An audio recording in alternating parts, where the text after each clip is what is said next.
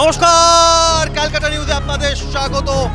মাঠে ময়দানে মহাযুদ্ধ নিয়ে আজ আমরা চলে এসেছি হুগলি লোকসভা কেন্দ্রে। তৃণমূল মানুষের পাশে আছে, ছিল এবং থাকবে। তৃণমূল মানেই মানুষ, তৃণমূল মানে যে মানুষের প্রতিদ্বন্দ্বী। যারা মামাটি মানুষের নাম করে এই বাংলার বুকে আজকে 13টা বছর রাজ্য শাসন করছে, তাদের আমলে মামাটি মানুষের কি পরিণতি সন্দেশখালী আজকে দেখছে।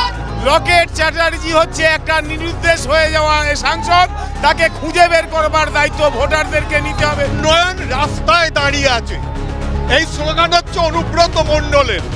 আজকে সেই অনুব্রত মণ্ডল কোথায়? 14 তলায় বসে আছে সেই মমতা ব্যানার্জি আজকে মহিলাদের শরীরে রেড বেঁধে দিচ্ছে। লক্ষ্মীর ভান্ডার থেকে সবকিছু, কন্যাশ্রী, যুবশ্রী সবকিছু করেছে। এনা শুধু অভিনয় পারে, এটা অভিনয় ছাড়া কিচ্ছু পারে না। বামপন্থীরা পশ্চিম বাংলায় কি ব্রিগেড তা প্রমাণ করে দিয়েছে মীনাক্ষী মুখার্জির নেতৃত্বে। শুধু তার ইয়ুথ ফোর্স,